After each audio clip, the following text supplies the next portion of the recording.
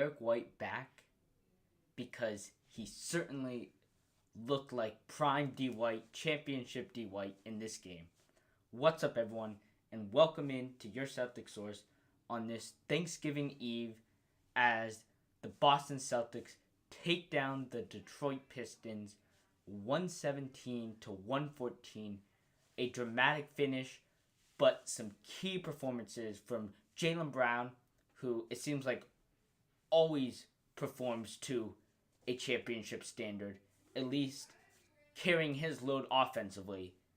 And we've been waiting for guys to show up, and Derrick White, his right-hand man, for the first time, it feels like all season, finally shows up in the second half and carries this team to a fantastic win.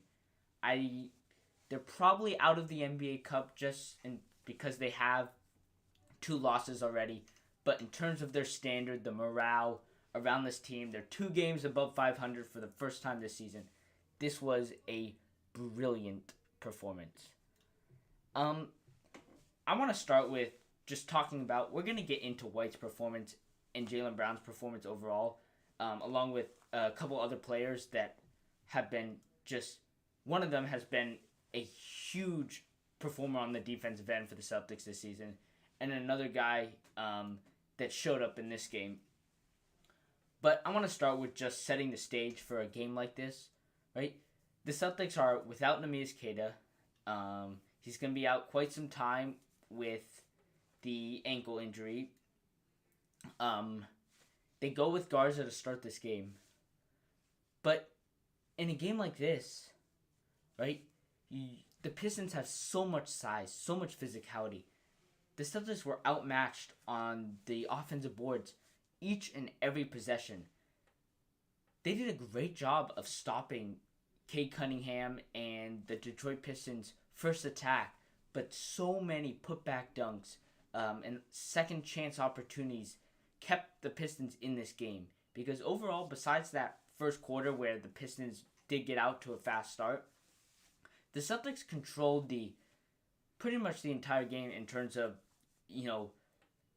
initial defense and initial offense, right? The Celtics, they had a great, second and third quarter in terms of offense, but they didn't get many second chance opportunities, whereas the Pistons were able to, get another opportunity to redeem themselves after some great defense from the Celtics, right? And that's just what's so hard about playing teams like the Pistons and the Rockets this year. It's not even like you have the talent.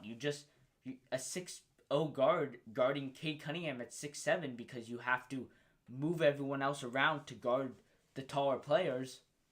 It's just going to be a mismatch every single night, and there's not much you can do about that, right? You can play bigger guys, but in order to play bigger guys, you're getting rid of your guards and playing more guys that are around 6'5", 6'6". You're not going to play guys that are 6'8", 6'9", and above because you just don't have those players on your team, right? And Garza, he started this game. He was probably one of your only guys that, is that height. But we've seen through the first couple months of the season, he's not great offensively, and he's pretty limited defensively as well. Right? Both him and Josh Minott come over from the Timberwolves. I'm not sure who got more playing time in Minnesota, but it sure looks like Minott is the better player. Now, they play different positions, of course, but Minott is excelling offensively. He's, holding his own defensively, and he's knocking down the occasional threes that he gets, and he's being productive. He's not a liability on either end, whereas Luka Garza is just sort of a tree out there, to be honest, that, it makes it really unfortunate to play. But, Joe Mazzulla senses this early, right, and he goes with one of the first guys off the bench making his, I think, career debut, Amari Williams.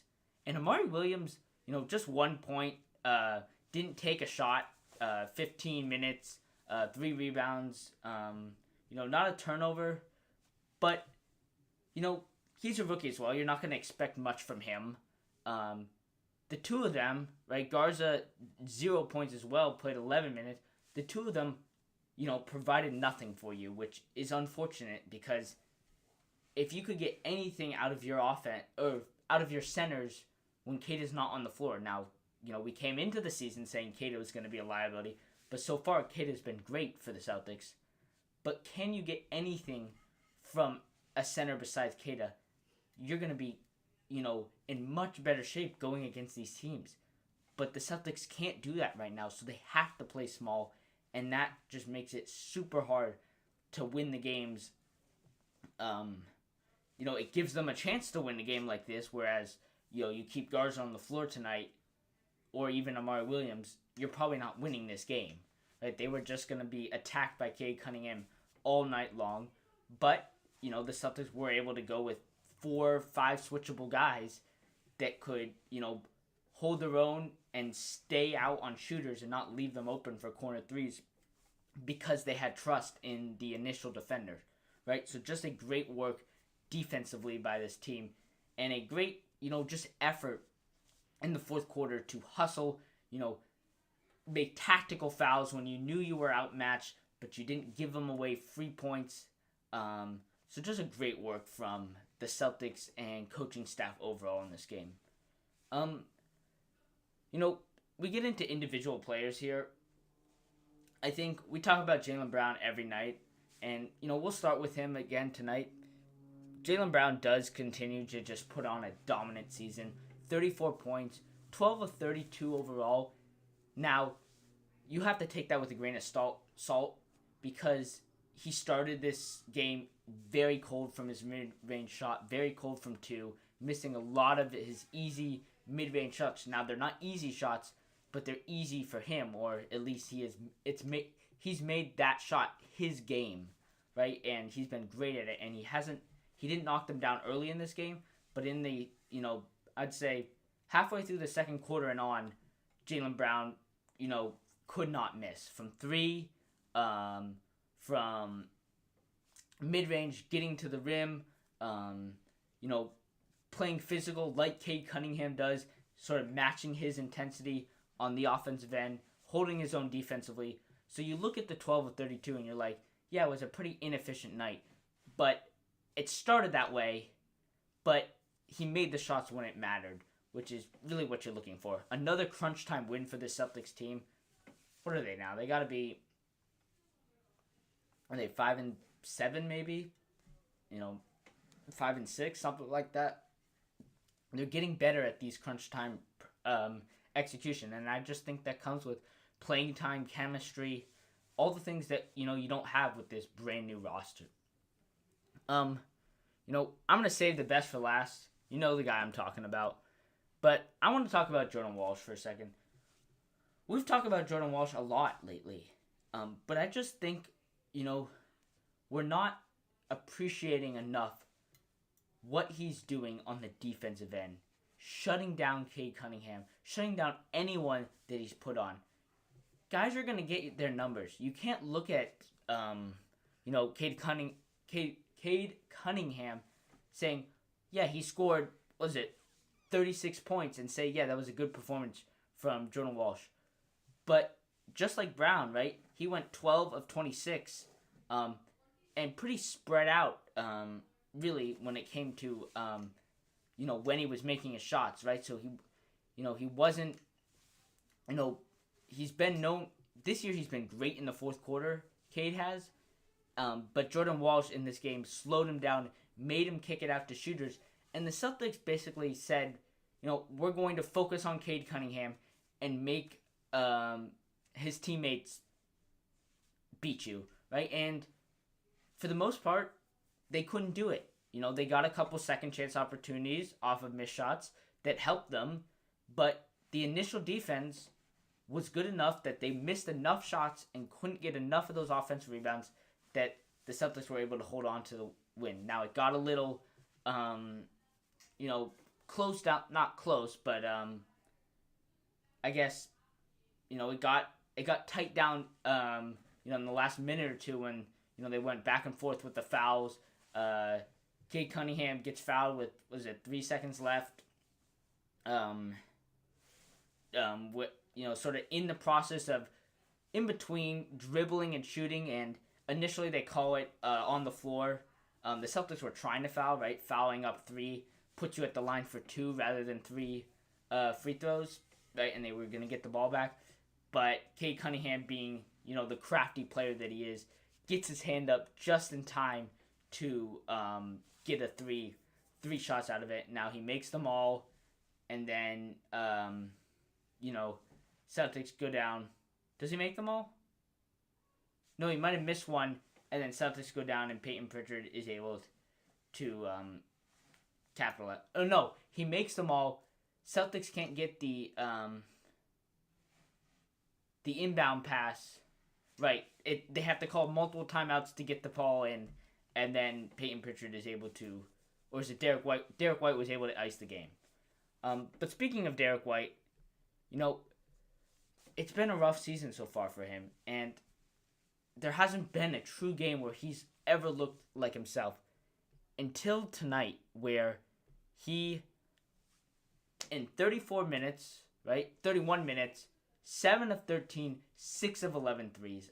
Finally a night where he makes his 3-pointers, 6 in the second half, all 6 in the second half, big ones in the fourth quarter. He got a huge stop on Cade Cunningham as well, forcing Cade to turn the ball over and throw it out of bounds. 3 assists, 7 rebounds. But it's the shooting that we're looking for with Derrick White. And when his shot is on, he's unstoppable. Jaylen Brown and Derrick White as a tandem can carry this team pretty far through the season. But so far it's just been Brown, and you've had these ups and downs. But if Derrick White can keep this up, knock down 7 shots in this game, this team is going to find its rhythm. It's going to take off. We're going to get into February, and they could be up a couple games, assuming no injuries. Tatum might come back. Who knows? This team can make a run in the Eastern Conference playoffs. They're not anywhere close to the West. Nobody in the East really is. After, I thought maybe the Pistons were close, but, you lose to my Celtics, and you get a little bit of a downgrade in power rankings. But that being said, it's a great game, a great national TV game here. And, as the Celtics, I think they play the Wolves next. You just got to continue to build on. The Wolves are reeling right now. I know they're playing the Thunder right now as we speak. I'm sure that's, if it all goes according to plan, that's going to be another loss. That'll be 3 straight losses for the Wolves coming in. You got to hit on them when they're low. You don't want to, take advantage of a Wolves team that is struggling right now. You have to continue to take advantage of teams that are struggling. We couldn't do that against the Nets. It probably cost us our, NBA Cup spot because of that loss on Friday night. But you move on from that, and you just continue to build. But, I'm going to wrap it up here. Thank you guys so much for watching. Follow on social media. And until next time, go Celtics.